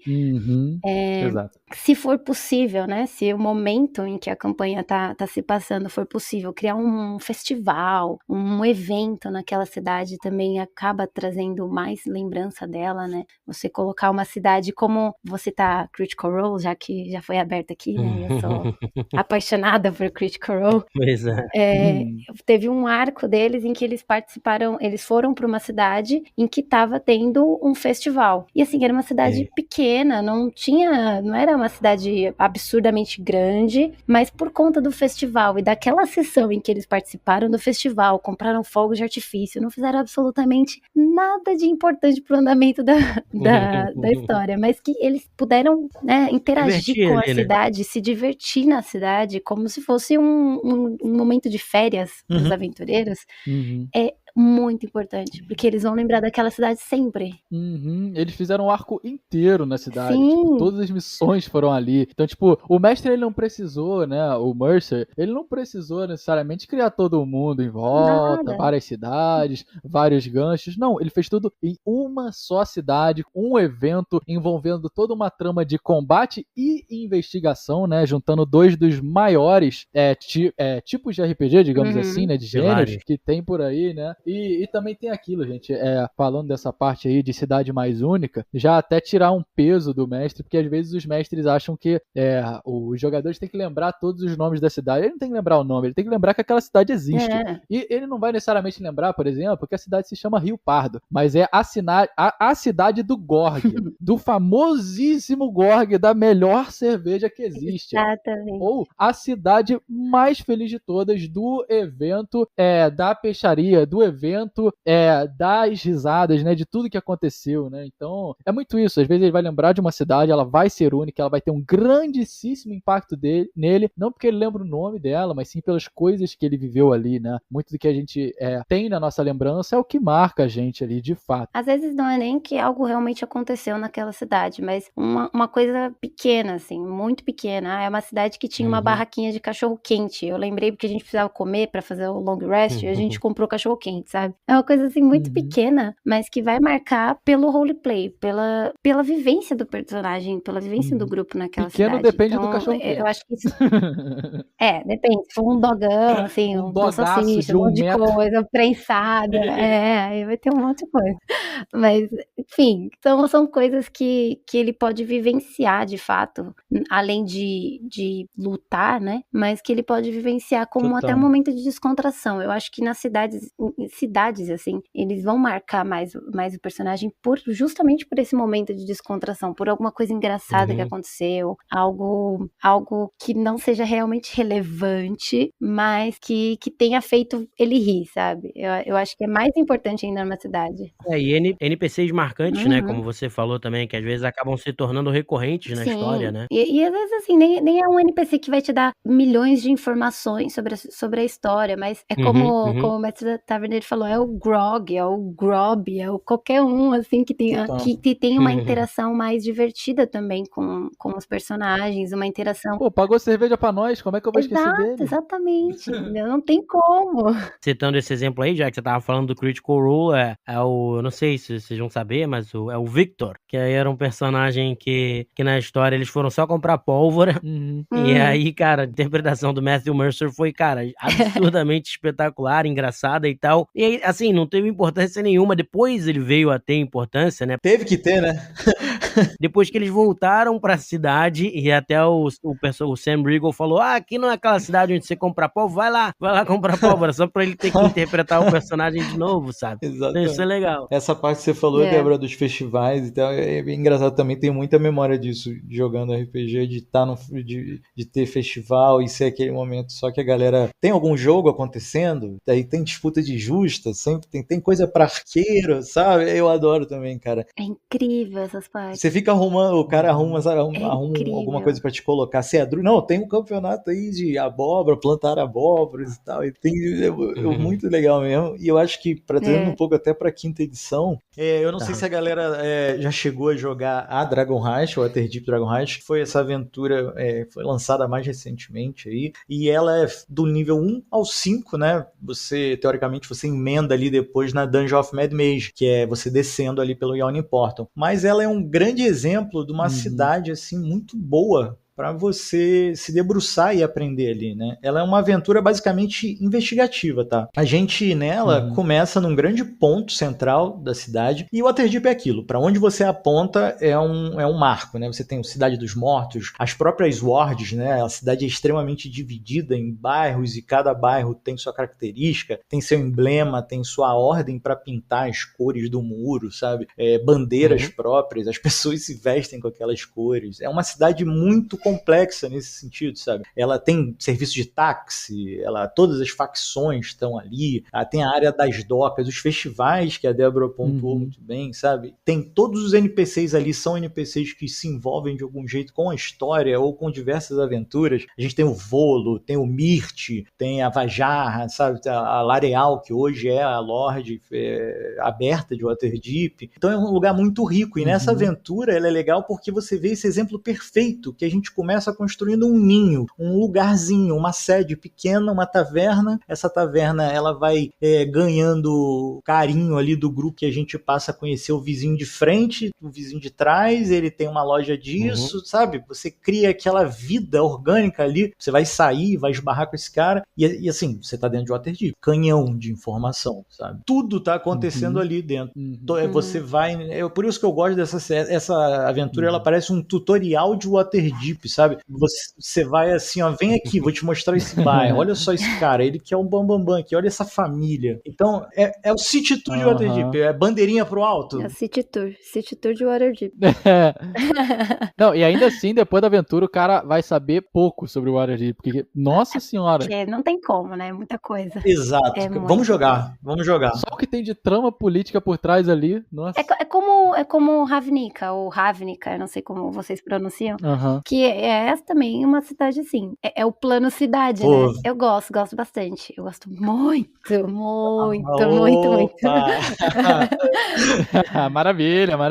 Maravilha. Aí vai falar de Magic nos próximos. E é isso, assim, a cidade ela é muito característica porque ela é muito marcante em pontos específicos, assim. Você tem um pedacinho que é muito específico uma coisa. Você tem um pedacinho que você vai ver pra todos os lados flâmulas e bandeiras e tudo mais. Você sabe que você tá embora. Você tem um pedacinho que é muito específico, uma coisa assim. Então, se você quiser criar também uma cidade grande, gigantesca, é bom pensar nisso também, de como ela se parece visualmente. Assim, cria uma atmosfera visual pra essa cidade que não tem como você esquecer que é essa cidade, sabe? É a cidade que tem uma torre vermelha gigante no centro. E essa torre vermelha é uma super biblioteca com conhecimentos do plano inteiro sobre tudo que você quiser.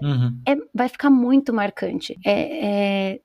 Essas são até artifícios fáceis, assim, de você utilizar. Você criar um ponto muito importante na cidade, que vai deixar ela marcante por causa disso. Você não vai saber o nome da cidade, você não lembra exatamente onde fica, mas é a cidade da Torre Vermelha no meio, sabe? Exatamente. Sempre tem uma coisa que vai tornar ela mais marcante, né? É aquilo, às vezes é o evento, às vezes é a cidade do evento, a cidade do cara lá, a cidade do lugar lá, né? É sempre pontos bem chave nisso daí, ou às vezes até acontecimentos. Quem aí já jogou Skyrim, né? Que, no caso, metade do mundo já jogou Skyrim. Pô, tu chega em Markarth, tu lembra dessa cidade pelo que acontece ali. Tu tá lá, perambulante, tranquilo, contente, andando naquele vasto campo longo pra chegar em uma outra cidade. Aí você abre uma porta gigante, né? De uma cidade feita de pedra até o teto, até cama é de pedra. Mas tu chega lá, abriu como quem não quer nada, chega, opa, boa noite.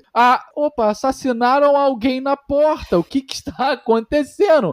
Assassinaram alguém, roubaram alguém, fugiram, pega ele, pera aí, fugiu, eu não sei o que está acontecendo. Então é sempre assim, às vezes até interessante você narrar ali o nome da cidade por um momento, logo antes de falar o caos, de repente, tudo está acontecendo, morreu quem? Meu olho, minha bolsa. E aí vira um caos, é uma maravilha, a pessoa lembra do caos, já lembra o nome da cidade, porque você comentou logo antes do caos, fica uma delícia. E no horizonte vem um meteoro caindo em cima dela também. De novo, o meteoro Não!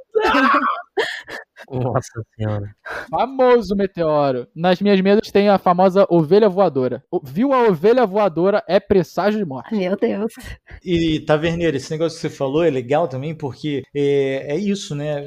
Você tá lá o tempo todo na dungeon, enfrentando criaturas horríveis, matando dragão na floresta, você acha que entrou na cidade, tá tranquilo, que você tá num lugar seguro, e nem sempre é assim, e é até pior, né? Porque é um perigo diferente, é um perigo de chavado ali, tem conexões políticas, e o pior de tudo que tem uma lei imperando, você ainda tem essa, sabe aquela história do mago, tá aqui o fireball no refém, ali vai dar merda, ali vai dar problema, porque vamos ter consequências, isso pensando em cidades legais, assim, tipo Waterdeep, você inclusive tem o código legal de Waterdeep, então aí é legal porque você começa a ver que você é obrigado a procurar outras rotas também de resolver certos conflitos que fora dos muros ali, talvez você já teria perdido a paciência e rolado iniciativa. Isso me faz pensar um pouco que uma vez perguntaram também, né, como você criar dificuldade para grupos já muito poderosos. E uma Sim. das coisas é exatamente essa, que o grupo pode ser muito poderoso, mas ele ainda tá dentro de uma sociedade, então Isso aí, né? toda a questão política e etc, eles ainda vão estar submetidos a isso, e numa cidade você pode explorar isso tudo também. Pode ser que nem a Débora falou também, de você fazer um festival, por causa até do Critical Role, eu comecei a fazer essas coisas de festival nos meus jogos e tal, que é legal, divertido, o pessoal pode jogar, se divertir. Se eu não me engano, em Tomb of Annihilation também, na aventura, a cidade também tem vários desses jogos, várias coisas diferentes que você pode fazer, né, de estilo Coliseu, corrida com dinossauros, os negócios assim. Então, são coisas divertidas que você pode fazer pra cidade, pro pessoal também se divertir. Pode ter o lado de tensão e coisa política, mas pode ter esse lado de diversão também. Vocês devem ter escutado aí também, em algum momento o Edu falou aí de vamos jogar, porque ele prometeu pra gente aí mestrar pra gente Dragon Heist. Então já tô botando ao vivo aqui pra deixar a cobrança ao vivo aí. É um prazer, Mas enfim, e o que eu ia falar aqui, como eu sou alguém muito ligado a imersão, Eu também. e a narrativa, imersiva e tal, como é que você pode tornar essa cidade mais memorável ou viva? Eu acho legal vocês terem falado sobre as aventuras, porque pode ser de D&D ou de outros sistemas, mas é legal que nelas você consegue ver como uma cidade é montada. Então você consegue ver exatamente o que o Eduardo falou aí, e o que eu lembro bastante quando eu tava jogando Storm's King's Thunder, né? E aí eles iam pra Brishander, se eu não me engano, que é uma cidade com tudo congelado e tal. 10 burgos. Aí é tudo congelado e tal. Então, e lá ele vai descrever pra você, tem uma parte mais pobre da cidade que é mais madeira, com barro, com não sei o quê. Então você vê que até o que a Débora falou ele começa a descrever essa questão de como a cidade se parece. Então até que eu fiz um podcast há não muito tempo aí atrás, exatamente sobre a arquitetura, e como a arquitetura pode ser importante pro RPG, porque justamente a arquitetura, como as casas são feitas, do que as casas são feitas, elas passam informação sobre aquele lugar também, assim como a moda. Então você vai num lugar mais quente, você vê o pessoal usando roupas de seda, e essas roupas de seda são mais leves, você ouve música tocando, porque ali é mais quente, então as pessoas podem ficar na rua, você vê as pessoas andando do lado de fora da taverna, conversando e bebendo ali do lado de fora. Quer dizer, tudo isso vai te passando uma ideia, em oposição a, por exemplo, Brishander, em que vocês entram e vocês veem aquelas muralhas ali de madeira, são muralhas grandes de madeira, e logo que vocês vão entrando, vocês vão vendo umas casas feitas de um barro estranho, com um pouco de madeira para tentar isolar um pouco do frio. Só que esse lado da cidade, você vê as pessoas jogando também dejetos, né, na própria rua, porque não parece ter um sistema de saneamento, então vocês sentem aquele cheiro de esgoto. Já do outro lado, vocês vão andando e vem uma grande catedral, que é o único lugar da cidade em que a construção é de pedra maciça, sólida e bem grande. Quer dizer, isso tudo vai passando ideias para vocês, para os jogadores, né, de como é aquele lugar, se você narrar a arquitetura, como é a arquitetura, qual é a moda que o pessoal tá usando, se o pessoal tá na rua conversando ou não. E aí a outra coisa que eu sugiro é exatamente isso, que é legal de você ter essas aventuras prontas, é que elas vêm com essas coisas da cidade delineada, né? Eu sugeriria você, de repente, tentar, pelo menos, é importante saber que nem toda cidade precisa ser memorável, tá? Apesar da pergunta. Muitas cidades, você não precisa projetar ela sendo memorável, ela pode acabar se tornando memorável por causa, como a gente falou aí, né? Por causa de um NPC, um Victor, alguém interessante que apareceu naquela cidade, ela se torna memorável, mas outras talvez você não precisa ter tanta preocupação assim, você pode partir, que nem vocês falaram, de uma coisa pequena e ir crescendo, mas algumas que você quer tomar mais cuidado, faz isso, que nem a cidade das aventuras aí dos jogos prontos, em que você tem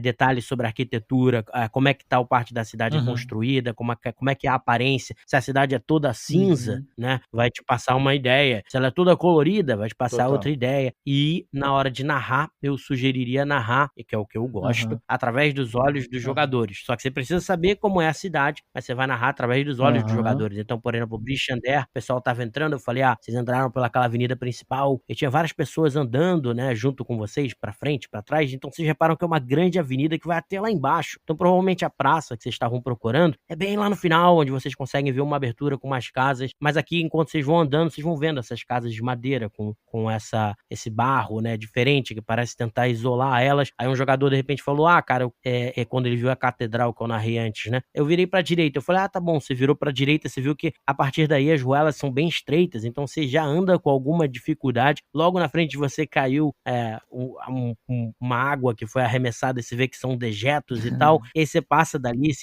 pisando nessa água fétida, sentindo esse cheiro ruim, e aí essa ruelazinha se abre, e você consegue ver ali, mas né, abrindo numa bifurcação, você pode ir para a direita ou para a esquerda, e você continua vendo essa arquitetura mais pobre, vamos dizer assim, para a direita de você, mas para a esquerda parece dar já em avenidas maiores, em ruas maiores. Então eu vou narrando também a cidade através do olhar, para onde eles olham. Pô, isso é interessante. Eles vão desvelando e descobrindo a cidade. Mas para você fazer isso, você precisa ter ela bem delineada na sua cabeça, entendeu? E aí o legal das aventuras prontas é que isso tá lá já. Então é só você narrar. Vou complementar essa tua ideia, cara. Eu tô narrando domingo um GURPS Rio de Janeiro. Ô, louco! Meu Deus. Que é, bom, vocês podem imaginar, né? Tipo, é uma pegada, o grupo é policial. Invadindo o engenhão. Não, e eu tô pegando notícias e tal, assim, por exemplo, eu tô fazendo como se tivesse tido um sequestro e tinham sequestrado a filha do CEO do Bradesco e tal, então, e eles deram a batida, foi lá no Rio Water Planet, tá ligado? Os caras... então, tô pegando essa pegada toda. Na próxima, eles vão invadir um bingo clandestino com Alexandre Frota. Que incrível, meu Deus. Tá bom. E como é que eu tô resolvendo a situação dos mapas e dessas coisas? Eu tô colocando eles no Google Maps, no Street View, tá ligado? E falo, cara, a entrada do Rio Water Planet é essa. Que maneiro. E realmente tá ligado? E aí, a gente vai por aqui e tal. E eu vou com o Discord aberto, streamando o Google Maps no Street View, e ele vira pra esquerda e tal. E quando a gente vai fazer coisas de combate, eles usam os artifícios que tem no Google Street View. Tipo, aquele gol tá ali, eu falo, tá ali, ele. Vou me esconder atrás do gol e tal. Aquela tiazinha tá passando? Vou me esconder na tiazinha. Exatamente. Como bônus action, eu vou comprar um dogão. E com a minha action. Legal. A Débora, pelo jeito, vai querer saber onde são todos os podrões que estão no mapa. Eu falo assim, eu não como, gente, eu nem como. É por isso que no RPG você vai a forra. Aí a gente vai... Exato. Aí, Débora, vai colocando os pins, assim, sabe? Das marquinhas, assim. Maravilhoso. Mas eu acho que, assim, eu tô fazendo isso no Rio de Janeiro, mas se a gente pega aí uma Carcassonne da vida, né? Uma cidade medieval pra caramba, se de repente tiver Google Maps, nada impede de você também fazer isso que o Léo tá falando, que aí vai ser mesmo a visão da visão. Muito boa ideia, Léo, também. Me lembrei na hora disso. Eu gosto de narrar assim, entendeu? Eu gosto de narrar através do olhar. Então o cara virou pra esquerda, virou pra direita. Só que é claro, quando a gente tá criando a nossa própria aventura, não é uma pronta e tal, às vezes é difícil você ter essa noção, né, da cidade, porque na aventura pronta você tem um mapa. Mas mesmo que você não tenha pensado na cidade, você pode ir improvisando, sabe? O que ele olhou, o que ele não viu, porque se for uma cidade grande, depois o cara não vai ter um mapa mental pra poder dizer, não, mas eu virei pra esquerda. Então dá pra você fazer ainda assim esse desvelar, esse descobrir da cidade através do olhar do personagem, porque pra mim isso é a principal questão de imersão, pra mim é essa, você poder, o personagem olha pra um lado, ele vê uma coisa, ele olha pro outro lado, ele vai ver outra coisa, então ele pode andar, ele pode mexer, até pelo que a gente falou aqui quando a gente tava falando de combate, de que às vezes você narrar que o ogro errou e a clava dele bateu, outro personagem pode no ataque dele aproveitar da sua narração e falar, cara, então eu tentei pisar na clava e subir, sei lá, se for um troll, né, que é maior, e ficar tipo Legolas lá, né, em cima pisar na clava, pular e ficar em cima. Por quê? Porque você narrou aquilo, então às vezes você narrar alguma coisa permite ao jogador interagir com aquilo, gera coisas muito legais, tanto é que um podcast que eu narrei há pouco, eu tava narrando um farol em que eles chegaram, que era de um grão-capitão, né, que é um cara que eles tinham derrotado, e aí eu falei, cara, aqui tem a cama, tem não sei o que, pá, e falei, aqui na varanda tem uma luneta, porque eu falei, o cara tem um farol, ele tem uma luneta pra olhar o céu, né, foi o que eu pensei. Só que aí o jogador falou, cara, então eu fui lá e olhei a luneta, mas eu não toquei na luneta, eu só olhei pra ver pra o que ele tava olhando. Aí eu falei, putz, caraca, o cara teve uma ideia muito sinistra, eu até fiz um podcast sobre isso, falei, pô, é um grão-capitão paranoico, ele provavelmente tá olhando pra alguma coisa importante. Então aí eu acrescentei, então na verdade a luneta estava apontando pra alguma coisa importante, sabe? E isso gerou toda uma coisa muito legal, mas por quê? Porque como você narrou através do olhar, o jogador pode interagir com aquilo, entendeu? Eu poderia não ter botado uma coisa importante, mas eu alguma coisa que revelasse algo sobre o Grão-Capitão, por exemplo. Ele tava olhando uma pet shop de cachorros fofinhos e tal, e aí você vê, pô, o cara é mauzão, mas ele tem um lado de coração mole ali, entendeu? Enfim. É lobisomem. Então, gerou uma oportunidade pro jogador de interagir com aquilo e uma oportunidade de eu trabalhar em cima daquilo também. É assim que você vai criando em conjunto, Sim, entendeu? cara, eu uso muito isso, ainda mais de olhar pela perspectiva do jogador quando eu tenho que improvisar. Porque aí eu fecho meus olhos, começo a falar um pouco mais devagar, trazendo a atenção da galera, mas não por isso. E sim porque, na verdade, entendeu? Eu não planejei. Aí, enquanto eu falo devagar, eu penso, fecho os olhos, vou imaginando pra onde é que tá indo. Então é muito isso. Mostrando segredos.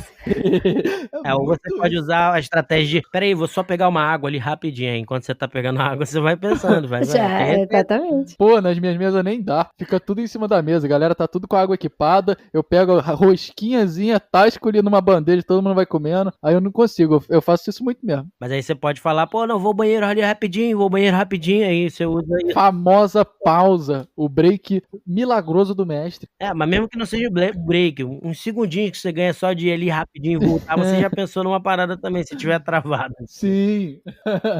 Com certeza. Aquele meme que tava rolando, né? Meus jogadores falando o que eles pensam do plot, eu anotando tudo que o plot deles é bem melhor que o meu. Olha, eu tenho certeza que isso acontece. Sim, isso foi até o Cello veio aqui, podcast que a gente gravou aí com a RPG Planet, né? O primeiro, acho que desses com uma galera, foi com a Arena e com o Cello. O Cello falou exatamente isso também. Preste atenção no que o pessoal tá falando, que você pode usar as ideias deles, entendeu? Não, isso é um clássico. Em relação à cidade, aí eu acho que é isso, você usar, eu gosto muito disso, porque vai tornando ela memorável, porque como você tá narrando com a visão do jogador, você vai falar de todas essas coisas pra você poder usar uma narração imersiva que contém cheiros, sons, então você fala que, você tá andando em Brixandera, ali tem o cheiro que eu falei do esgoto, mas você também pode falar que você ouve o barulho do vento frio, e esse vento frio e cortante vai cortando ali a pele de vocês e tal, então você começa a jogar coisas que são da cultura daquele lugar, do ambiente daquele lugar, né, do clima daquele lugar, e isso vai tornando a cidade mais viva na cabeça dos jogadores. Eu acho que isso ajuda bastante, mas o que vai tornar ela marcante mesmo são as coisas que vocês já tinham falado, que tem um NPC muito legal, eles participaram de um festival muito maneiro ali, eles fizeram amizades ou se apaixonaram por alguém dali, entendeu? Um monte de outras coisas que vão tornar a cidade memorável, que são a própria interação dos jogadores com ela, que vai tornar aquela cidade memorável ou não, né? Que, de novo, a narrativa surge em conjunto, né? De uma forma que é difícil da gente até explicar. Querendo ou não, as cidades, toda a narrativa, né? Ele vai lidar muito mais com as pessoas. O que vai tornar especial são as pessoas e não o local realmente que eles estão. Assim como os jogadores também. Isso é importante. A galera, lembrem-se que também não carregar esse peso não é só o DM que faz a mesa. O pessoal, a galera tem que também estar empolgada em ser conduzida pelas ruas, assim como o Léo falou, senão também interagir, né? Exatamente.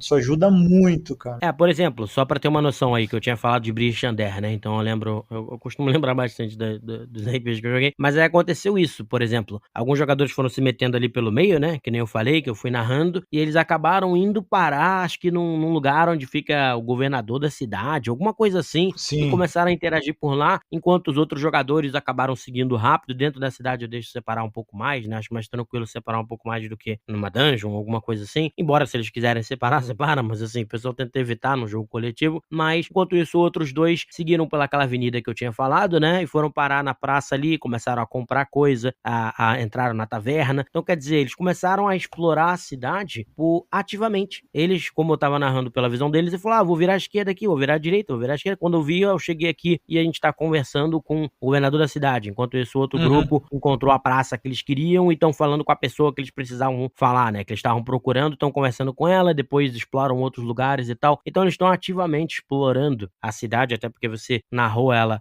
de forma correta também. Então a atividade, a proatividade personalidade dos jogadores é extremamente importante, porque é o que eu falei, a narrativa surge dos dois. Até o exemplo do Victor, que eu falei lá do Critical Role, foi isso, foi porque o cara resolveu ir comprar pólvora que surgiu a oportunidade de gerar um personagem maluco. E é legal também quando o cara lembra, né? A gente voltou naquela cidade, vamos de novo naquele cara lá, o Victor ativa de novo. Então isso tá totalmente na mão do jogador fazer, né? E aí o NPC vai começando a virar aquele NPC recorrente, né? Exatamente. Cara, é parada insana que aconteceu numa das minhas primeiras mesas como mestre de D&D, porque assim, eu sempre tava querendo trazer sempre muito a imersão, o realismo, mesmo que sendo D&D um mundo muito fantástico. E aí o que eu fiz? Beleza, os jogadores começaram a bater papo e eu fui deixando rolar, porque eles estavam andando numa estrada e sempre rola aquele papo de estrada, né? Aquele bounding, né? Aquele link que eles fazem e tudo mais. Só que eles começaram a falar, estipular como é que era o mapa, por onde eles tinham passado. Aí o jogador falou, pega aí uma folha, não sei o que, eles de fato tinham uma folha no inventário e tudo mais. Aí começaram a estipular o mapa. Só que passou, eu juro, uns 20 ou 30 minutos dos caras discutindo o mapa. No meio da parada da sessão. Assim, 5, 10 minutos pra dar aquela imersão de papo de estrada, tudo bem, mas meia hora discutindo se a torre é no Nordeste ou Noroeste, sacanagem. Aí o que eu fiz? Eu peguei e falei, vocês veem ao longe, chega um barulho de trote, né? Tudo mais. E aí o mercante acena e falou, ei, quem veio lá? Não sei o que, sendo que o mercante que tava vindo, né? Mas eu taquei o mercante ali só pra, né, tirar a galera do papo de mapa, senão ia ficar infinito. Taquei o mercante completamente improvisado. Só que o que eu fiz, né? E se eles estiverem ouvindo esse podcast, vamos pegar os segredinhos do mestre. Era completamente improvisado. Ele foi um gap pra eles andarem mais rápido pra cidade próxima que tinha missão no caminho. E depois que eles terminaram a missão, na verdade, eles se separaram, né? O mercante deixou eles no lugar da missão, porque o mercante não ia lutar nem porra nenhuma. O mercante foi pra cidade. E aí, quando eles chegaram na cidade depois da missão, o mercante estava enchendo a cara, pagou bebida pra eles, então deu aquela questão de marcante, e depois, segredinho, eu envolvi esse mercante numa organização secreta que tinha por trás de uma resistência do meu mundo. Eu falei que aquele mercante, na verdade, estava ali porque ele, de fato, tinha ouvido que os aventureiros de um certo renome estavam passando ali, e ele queria pegar mais informações, ele era um espião dessa organização, só que foi completamente improvisado. Cara, isso acontece demais, né? Às vezes NPCs completamente improvisados terem, né, às vezes uma vocação bem maior no futuro. Sim, isso é muito legal, é o que eu falei, surge do nada, né, da interação entre a galera e tal, e que eu acho que isso que é o mais legal, assim, do RPG, essas coisas que surgem meio do nada, né, e eu acho que aqui fica legal pra gente finalizar. Vou deixar vocês falarem um pouco aí também do trabalho de vocês e falar pra galera que tá ouvindo, cara, eles mandam muito bem, então sigam eles nas redes todas deles aí, acompanhem o trabalho, porque, uma galera muito maneira que tá vindo aqui pra gente conversar e falar de RPG, então vale a pena seguir o pessoal, acompanhar o trabalho, que eles mandam bem demais aí. Então podem falar um pouquinho aí dos projetos de vocês. Obrigadão, Léo. A gente, assim, aproveitando que eu cheguei a mencionar antes desse podcast, batendo papo com a galera, coincidentemente duas dessas perguntas que a gente teve hoje, né, a de como narrar, às vezes, uma morte de um monstro, um combate de modo mais imersivo, algo do tipo, e como deixar cidades mais únicas, eu já tinha até roteiro esboçado que eu ainda não levei pra frente. E ainda mais, assim, o de cidades únicas, cara, eu tenho esse roteiro. Eu acho que foi, sei lá, o terceiro vídeo que eu ia criar era esse e eu nunca postei. Ou seja, já tem uns 2 anos que eu tô a postar, ainda não postei. E tem coisas que eu nem falei aqui porque eu nem lembro, né? Uma das coisas que eu cheguei a falar em como narrar, às vezes, cidades, né? Deixando elas mais únicas, é aquela questão de você narrar inicialmente, tudo que é a primeira vez, né? Pro personagem, a gente dá aquele toque a mais, aquela narrativa a mais, e depois vai passando a narrar menos. Ter aquela perspectiva, né? Às vezes o jogador conhece uma coisa, mas o personagem não. Às vezes o personagem conhece uma coisa, mas o jogador não. Então, assim, às vezes, o personagem sabe exatamente o que é uma tal da ferramenta. Mas pro jogador, fora do jogo, a gente tem que narrar ela de modo mais detalhado. Então, tudo isso eu trabalho melhor. Mas, enfim, projetos futuros tenho. Ainda não faço mesas, né? Muita gente me pergunta. Ainda não faço mesas, mas farei ano que vem. E claro, né? Quem tiver aí me assistindo, convites são bem-vindos. O tempo é curto, bastante. Mas eu dou o meu jeitinho quando der. Mas é isso, gente. Vou aqui mandar-lhe um abraço a todos, um beijaço a quem está assistindo, quem veio aqui para ouvir a minha vozinha aqui brevemente, né, no cara, e passar aí a palavra para nossa cara Débora.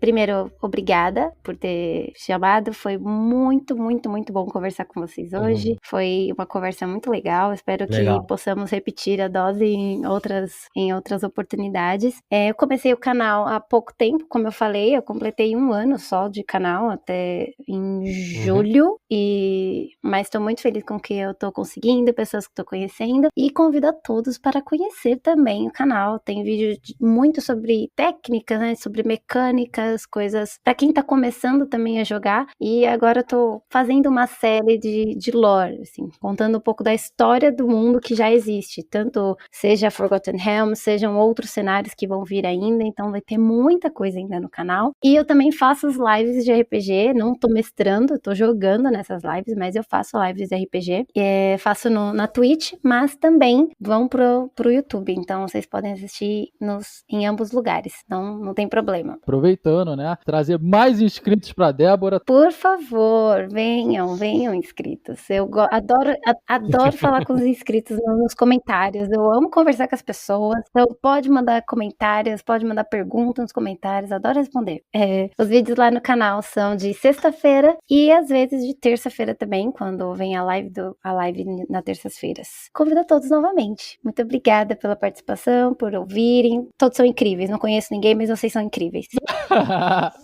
Rapaz, conseguimos aí marcar, nos encontrar, muito feliz aí, passar essa tardezinha com vocês aí, trocando uma ideia sobre RPG. No seu aniversário. Meu aniversário. Parabéns. Muito obrigado, Léo. Obrigado. Todo mundo tem que seguir ele, porque é aniversário dele. Aí, ó. Obrigado. Eita. Débora, super prazer, tá, cara? Espero mesmo que dê tudo certo lá, cara. Já tinha visto o canal, gostei bastante. Mestre também, cara. Parabéns aí pelo conteúdo. Eu, acho que a galera tem que conhecer, tem que ver mesmo. Quem gosta, vai ser super bem-vindo. Eu faço minhas palavras da Débora também. Adoro bater um papinho, então respondo todo mundo lá, todos os comentários. Tô fazendo uma série agora já há algum tempo de dragões, né? Já passamos pela maioria dos dragões cromáticos. Agora vai sair o do Dracolich agora, tô terminando ele. E aí ele traz também miniaturas dos dragões, né, no vídeo, né, normalmente. Eu também fui mordido pelo bicho da coleção, não posso ver um grupo de coisas que já tem cor diferente que eu quero colecionar. E eu tenho bastante coisa do universo da Wizard, assim, abro booster de miniatura da coleção do Icons of the Realms lá, mostro material para iniciante, os livros que saem, faço review dos livros, das aventuras, gosto de fazer uns vídeos de lore. Confere lá, galera, é um prazer receber vocês lá. Beleza, então vamos seguir essa galera aí, porque o pessoal manda muito bem, e pode ter certeza aí, Débora Vlog, de fazer mais vezes, vocês vão vir mais vezes aí, quantas vezes vocês quiserem vir no programa em grupo aí com a galera, mas também às vezes individual, falando sobre algumas coisas mais específicas, né, que é o outro programa que eu quero fazer. Eu quero aquela mesa do canto ali. E é isso, aí sigam eles, que o conteúdo é muito bom, é muito, muito bom mesmo. Valeu. Que eles estão fazendo aí, e então eu aconselho vocês a seguir. Espero que vocês tenham gostado desse programa, e é isso aí, valeu, pessoal. Tchau. Tchau, segue lá o Pensando RPG também.